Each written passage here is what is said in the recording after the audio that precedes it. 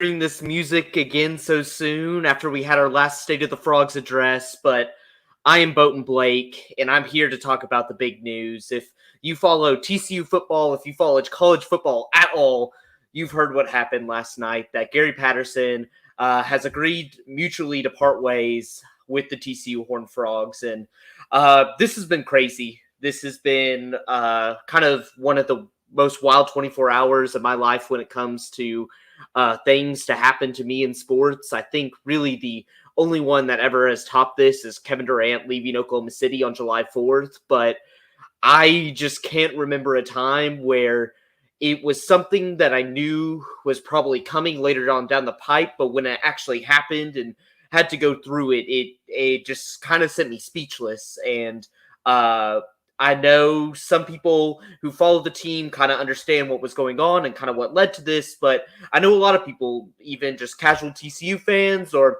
people in the greater just enjoy watching college football, reading this news, like, what the heck happened? How can you fire Gary Patterson, the man that beat TCU football?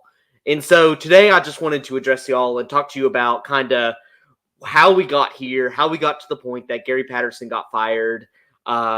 And then really from there, what are the TCU Horned Frogs going to do in the future? Because unlike most college football programs, we have to replace somebody that has been there for 20 years of the same coach. And that's something that few programs have ever had to do in the history. And now TCU is in a very unique position where they kind of have to find somebody else to lead TCU into the future football. So first, I just want to talk to you about just a little bit about how we got here for the people that don't know, and why this happened mid-season, kind of on a random Sunday night for many. So for those who are not familiar with Gary Patterson and his relationship with TCU, Gary Patterson has been at TCU for about 20 years. I believe his first year as a head coach was in 2000 or 2001.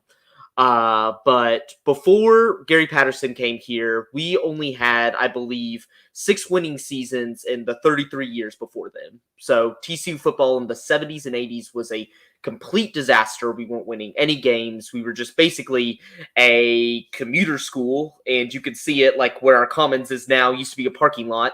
We were just basically kind of a small little school, not much athletic success. From a good football season here or there, good basketball season here or there, but really a absolute nobody on the athletics end of the spectrum. And Gary Patterson came in, and he was originally a defensive coordinator, then got promoted to head coach. And what he did at TCU was honestly outstanding. That within his first 2 or 3 years while he was there in 2002, while we were in the Conference USA, got TCU ranked in the final coaches poll. It did consistently in the 2000s, continued to do that. Whenever we moved to the Mountain West, we finished 9th in the coaches poll in 2005 when we beat OU and Norman, and then kind of continued that every year, 2 years. Like, we'd have maybe a down year, but Gary Patterson was getting a small school in the Mountain West Conference and Conference USA consistently as a top 25 program, which is something that's insane, because I know for people outside of TCU, what you think of is the 2011 Rose Bowl when we had that season, and in 2014 when we almost made the college football playoff. Like, that's what kind of Gary Patterson's tenure you think of, but really what he did so well was get TCU consistent success that we weren't too flash in the pan seasons and kind of just average besides that. Gary Patterson was getting us to 9, 10, 11 games of the season in the Conference USA, in the Mountain West, and even in the Big 12 a few years, very, very consistently. And so for that, I think all TCU fans are thankful, because that's the reason why TCU athletics are kind of where they're at today, is for what Gary did in his first 10, 15 years as the head coach of TCU. But really where it started to fall apart was after 2017, when we made the Alamo Bowl and we beat Stanford and made kind of, I would say, a surprise run to the Big 12 title. Like, we got crushed by OU twice that year, but still things were looking on the up. We had Justin Rogers there, Max Duggan. We had some guys that we thought were going to kind of continue that success of TCU football. But in 2018, we come off that great season. We go 7-5, then 5-7, then 6-4, and then finally this year, after a loss to K-State this past weekend, we end up at 3-5. And so for a while, it was, we're young, we're inexperienced, we're having injury problems, a litany of excuses, which is fine for a year. Like, it's understandable that after a good year in 2017, 2018, when you're having to put new guys in, like replace Kenny Hill, regardless of what you feel about him, we still had to replace that presence, and consistently consistently having to replace people on the defensive side of the ball. You expect some years to be down years, but over the last 4 years, all we've seen is no success. We're barely making bowl games, if we are making bowl games, and kind of the straw that broke the camel's back is just going to K-State, a team that we should easily be competing with, if not better, have put more resources to our football program and just getting completely obliterated. And that's kind of what I think was like I said, the straw that broke the camel's back. But I also think there's some other things, that Gary's not good with the media, and it doesn't look good when you're losing all the time and you're saying the same things to the media. You're not taking responsibility on yourself. You're blaming the players. He was doing that a lot over the past few weeks. And also, when it comes to NIL and transfer, in the transfer portal, like, the biggest thing now is, like, you need college coaches that can understand NIL and recruit guys and keep them at your program and give them opportunities to succeed on and off the field, because now they can gain from it financially. And then at the same time, be constantly going through the transfer portal to fill those holes in our team. And I think Gary Patterson was really only doing one of those. He was using the transfer portal, and I think did a commendable job this year at really getting guys on the offensive line in order to, that was a liability for the last 2 or 3 years, and he solidified that. But he didn't do it enough on his unit and on the defensive side of the ball, which is shocking. He's one of the best defensive coaches in the nation. He wasn't going out to get those defensive transfers, and you've seen what kind of product we put on the field this year. Inconsistent, a better offense, but still wildly inconsistent offense, and a consistently bad defense. Not even inconsistent defense, because we've really had no success on that side of the ball this year. And so when you start combining those factors, it just seems like things have become complacent.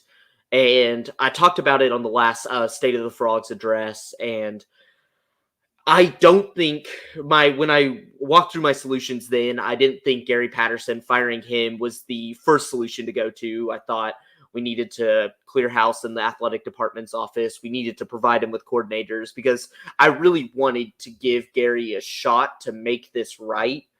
But that, I guess, just didn't happen. I didn't know if Donati was thinking that his job would be next if he didn't turn around TCU football or what, but he kind of pulled the gun on him first and told Gary on, I guess it was Saturday night, that you'd ask him to resign at the end of the season, and Gary said he just wanted to do it now, which is a big benefit for us. We get time to start looking into coaches and having kind of a somewhat rival in Tech, competing maybe over some of the same guys. Like, I think that was good. Like, I'm very thankful that Gary just decided to leave now, so we could really get our ducks in a row and see where we really want to take this program. But this news, I just think it's still startling. But as a TCU fan, I think a lot of people are having trouble. They're like, either on one side, they're so happy that he's fired and just like want to move on. And then on the other end, there's these like, just keep Patterson. He is TCU football.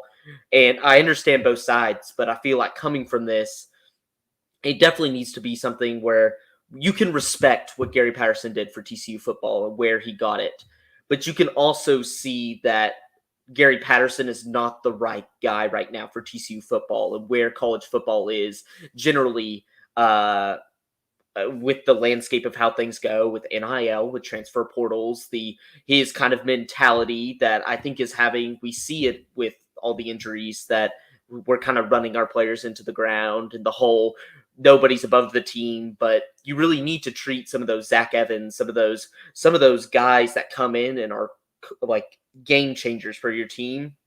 You need to appease them a little bit more because probably what we'll see next year with those guys having transferred, we'll probably see him, THT, and probably Quentin Johnson. If I was going to be honest, like probably going to transfer, and it's going to look really bad. But I think it's just going to stress the importance of why you need to treat these players a little bit differently in order for them to stay. So now we kind of talked about kind of what went into this decision, how we got here. We now need to look at the future of TCU football because this next coaching decision is going to be so critical about our ability to hire guys in the future. If our next coach decides to leave or gets hired away, we need to establish that winning culture of football. And like I said in the last State of Frogs address, Baylor does that really well. It's like the fact that they were able to bring in kind of an unknown guy from Temple and Matt Rule, him go off to the NFL, and then bring in another guy in Dave Aranda. The fact that they can bring in that top talent, like a national championship winning defensive coordinator, is because they've been so good with hires that even if your hires get hired away, you still need to have a good pedigree so that candidates want to come to your program. So what should TCU's criteria be? And I've been looking at different TCU insiders and kind of what they've been saying, but also I've given a little bit of my own criteria. But the one that all the insiders are saying, and that I agree, is the number one criteria is they have to be able to use the transfer portal, have to understand NIL, and really promote these kids in order to get good recruits and good transfers. That's the best way to build a roster in today's college football landscape. You're seeing it with Clemson right now. They don't play the transfer game, and it's killing them because now all these good teams are getting great with transfers because they can plug holes really easily, where in the past you had to develop a guy for a year, 2 years, 3 years to fulfill that role. Now you can get a 4th or 5th year senior come in, kind of help bridge that gap right there and become a more competitive team year in and year out. So you need guys that understand that. And I think Gary kind of understood the transfer portal, but not good enough to kind of plug some of those holes. So our coach needs to be forward thinking in that sense and needs to be prepared. Hey, our roster is going to be changing a lot year to year. So we need to go find those guys to plug in the holes where we can have consistently a good team that are mostly not guys that we originally recruited. And I'm totally fine with that. We've seen it with our offensive line this year. It works. It works to bring in transfers. The second thing is they got to be better with the media. And in today's world with social media and just how you're able to follow every team on such a micro level, it's so essential for a school like TCU that media has access so people get excited about TCU football. Like the problem that we have is we have 1 or 2 insiders basically that cover the program and really nobody else gets access. And so it's hard, unless you're like a super fan like me and some of my friends, it's really hard to get that information, to get that excitement because people don't know what's going on around the program. The program's not being promoted well. And like Crystal Conte said, while he was at TCU's best position, besides being obviously the people that graduated from their favorite team, you want to be everybody's second favorite team, that you want to be likable, that you get that kind of bandwagon presence, that people are really cheering for you and backing you, and kind of being the Area 51 of practices and media availability and not letting our players speak to the media. Like that doesn't get people's excitement. Like Zach Evans has only talked to the media once this year. Max Duggan only a few times. Like Gary was very particular about which guys could talk to the media, when in reality, you want to hear from your star players, the guys that are doing well on a week in and week out basis. And like, they want that FaceTime too. Like that's how they become popular. And I know it's kind of scary putting these guys in front of 18 to 22-year-olds in front of the camera, but like that's what gets people excited about programs is when they get to experience the program on a much deeper level besides just watching them on a Saturday, but being able to follow them Sunday through Friday. And so I think whatever coach comes in needs to have an understanding of that we need to be more available so people understand what's going on in our program. Third is, I think, a simple one, but whenever these coaching hires, people come up with some crazy ideas, but no red flags from their past. I don't want red flags at all from previous jobs. And this is basically just coming down to two candidates. Art Briles. Gosh, I'm blanking. Oh, gosh. Hugh Freeze. Don't want those two guys. Don't want them. They have red flags out the wazoo from their past.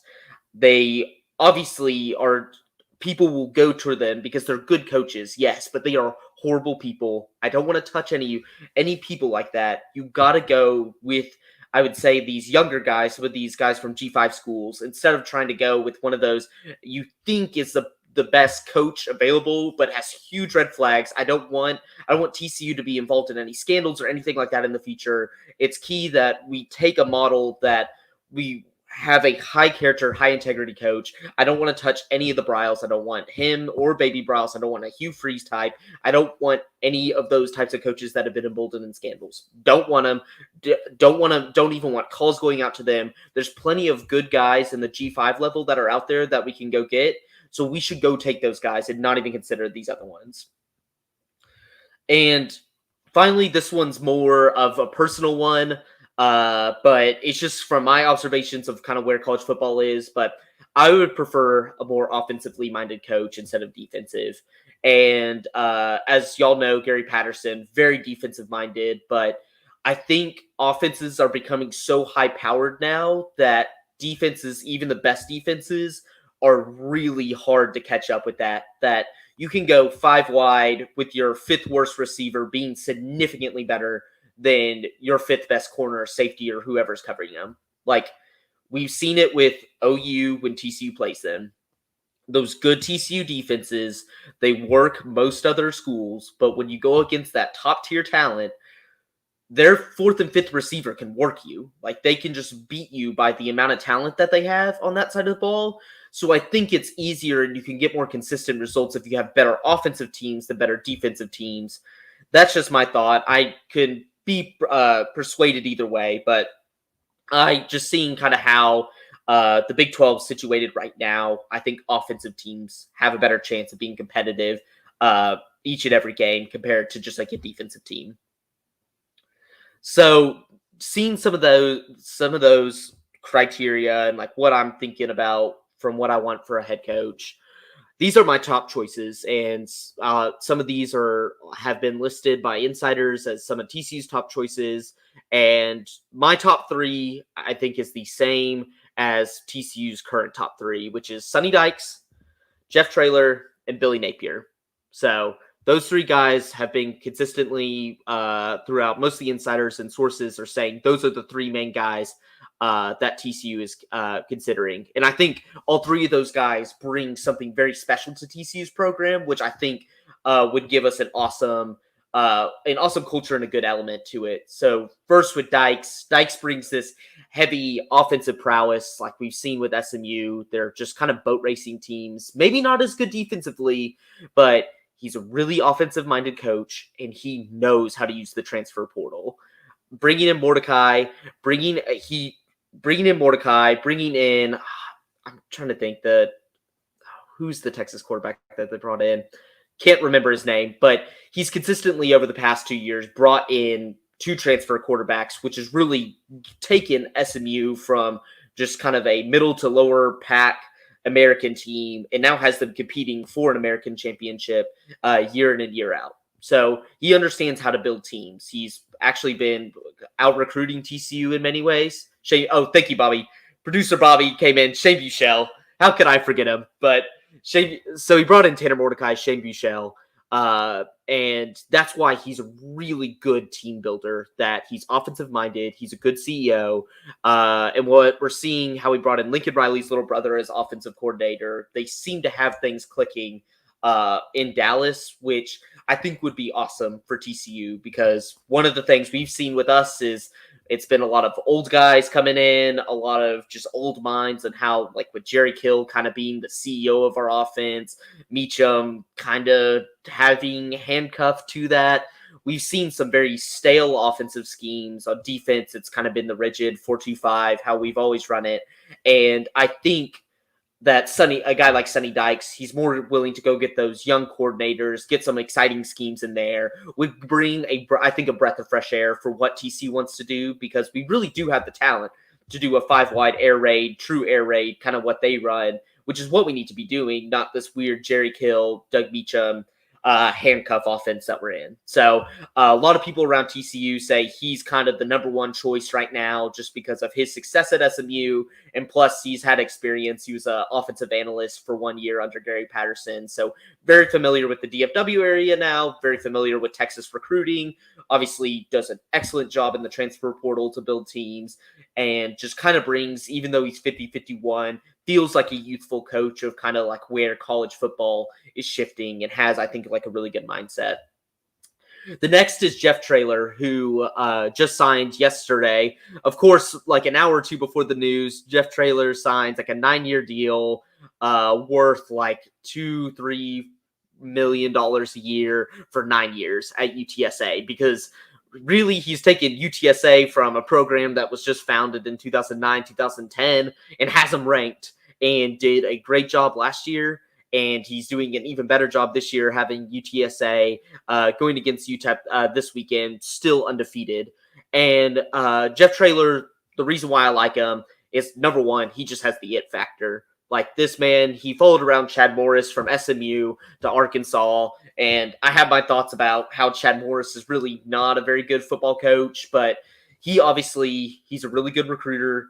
He understands. He was a longtime Texas high school football coach, so he brings that experience into the fold. But mostly, he just has the it factor. Just coming into your first head coaching job and just knocking it out of the park with UTSA, which people probably had paid attention to really at all leading up. He led them to their second bowl game of all time. Like, this man has it. And I think, even though he signed yesterday, the buyout's only $7.5 million, which seems like a lot. But if TCU thinks that Traylor's the guy, they're going to go out and get him. Like, they're going to pay that money up front. And I think Traylor's committed to UTSA, but also at the same time, like, we've seen what happened with UNT and like some of these other schools where you get a really hot coach in the G5 area, and they just kind of, Seth Littrell, like, he fell off. And it's because it's hard to have sustained success in a G5 conference, because you really don't have as many resources to your program. So you're relying on 4-year guys that come in and have consistent success. And then it's hard to replicate that and recruit another class of guys that lives up to those 1 or 2 years that you were really great. So I think Traylor sees that, and he has the security now behind him if he wants to stay at UTSA, but I don't think he would be hesitant at all to go sign at another school, just because of how hard it is to have consistent success in a G5 program. And then lastly is Billy Napier, and Billy Napier has done a fantastic job. He would have been, before this year, he would have been my number one choice for the TCU job if Gary had retired last summer, because what Billy Napier has done at ULL is incredible. That he has had 2 years of sustained success at a program that really hadn't seen much at all, and he's a really high energy guy. He has beaten the likes of Iowa State at Iowa State. He had them ranked last year, has only one loss this year to a Texas team that just came out firing. And I like him. The problem is he's linked maybe with the LSU job, depending on how big of a splash they want to make. But just being in that company of him being one of the top guys that could possibly go to LSU, honestly, that is good company to be in and somebody I would love to have at the program. And he's familiar recruiting in Texas. He's familiar with Louisiana recruiting, which would be huge, huge, huge, huge for TCU to have a consistent pool coming out of Louisiana besides Texas. So all three of those guys, those are TCU's three top guys. They're mine because I think I like what they've built at their G5 programs and the energy they bring around the program. I think they bring a lot of youthful energy, something just we haven't had in our building in the past few years. So definitely those three guys. If we're able to get one of those, I am happy. Also, one of our insiders, Jeremy Clark, today came out and talked about how TCU is definitely going to send some phone calls out to Chris Petersen.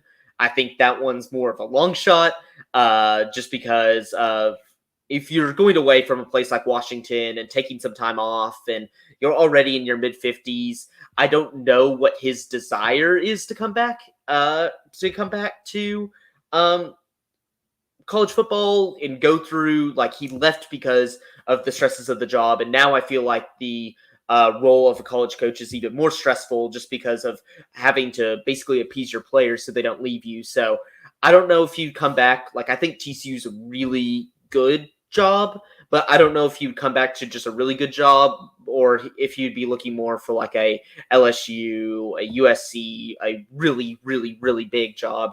So I would love him. Like, he's one of those, if he says yes, you got to take him because of what we saw him do in Washington. But hey, like, there's no given there. I think there's more of a given with Dykes, Traylor, Napier, that we can make legitimate offers and try to woo him away. Chris Petersen, maybe not so much.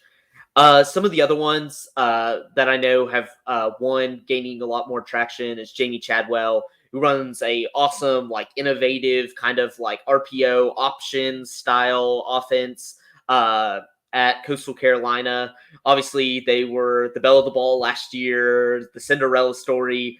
Awesome. Like, great team. They've continued that success this year, even with the loss to Appalachian State, still doing something for another program that just got started and has really risen through the ranks. Like, Jamey Chadwell is a young coach. His players love him. He brings great energy and innovative offense in it would bring an innovative offense into the Big 12. And it's sad because, like, honestly, like, if we were able to keep our whole roster, which is likely that we won't be able to keep most of our star players, like a Duggan Evans RPO kind of attack, like passing attack, would be awesome. Like, that's what I wanted to see out of this offense, just because they would play to our strengths so well. But I know people around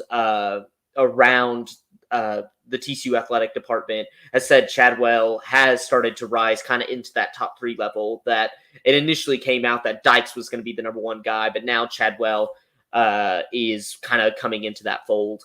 Some of the other ones, I know Georgia's defensive coordinator, Jay Norvell over in Nevada, his name came up. Those names, they're fine, but I think to really kill this move, you got to go with somebody that has coaching experience. I just think that's what's going to be best for us, and those are kind of the guys that I see. One of those 4 or 5 guys, they're probably going to be TCU's next head coach. So I don't want no Doug Meacham promotion. I don't want Sonny Cumbie coming back. I don't want any of that.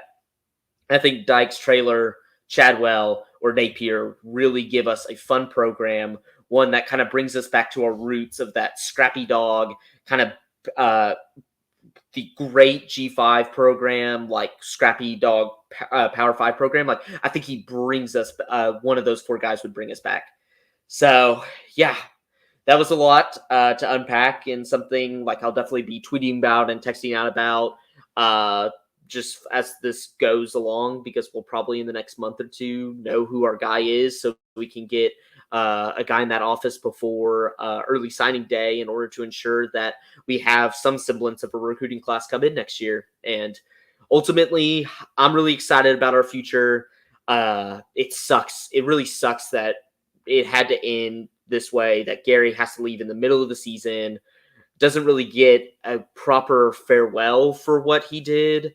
And I understand kind of just his reasoning if he wants to move on, get another coaching gig, or if he felt it was best for TCU to have time with their coaching search. But it sucks that we never got that fitting farewell, because regardless of where you stand on how Gary's been doing the past few years or so, the one thing we all can rally around is just what he means to TCU and how his athletic performance really helped the university take off and become a premier academic institution and one people know about. That we went from a small Texas school to now a recognizable name, which is something you probably would have never thought if you were a TCU fan in the 70s, 80s, 90s, when we were so bad, that TCU could ever see such success. But Gary Patterson was the one who got us there. He's, as we've seen over the last few years, he was not the man to continue us there, which sucks because you wish he could just retire a Horned Frog, and he probably won't. But the future is bright. It's gonna be a rough maybe year or two as we get this next process going of trying to rebuild a program that has been defined by one guy. But I'm really excited, and I think all TCU fans out there should be super pumped. This is going to be an incredible ride, that we finally get some juice, some energy around the program, which we just haven't had recently. The pessimism can kind of go away now, and we can be optimistic that we can land this next hire and be back to where we were those 11-2 seasons, those 10-3, 11-1, 12, maybe heck even a 12-0 season once OU and Texas leaves the Big 12. So I think this is coming at the perfect time. We're going to be great set up for whenever the playoff expands, and hopefully the guy we get next just builds just a strong culture as Gary, but takes it in a different direction, one that is more suited for today's college football landscape. So, thank you so much for joining me today. Did not think I was going to have to do another State of the Frogs address for a while. I'm honestly still stunned that we did this move and did it so quickly, but it happened, and we have a lot to look forward to in the future. And I'll probably doing another one of these in the next month or two, whenever we got our head coach, do a deep dive into what I think and where we're going to go with our program under our new head coach. So I'm excited to see what happens. And until next time, just pray we get one of those four guys. And I'll see y'all next time whenever we have a new head coach of the TCU Horned Frogs football program.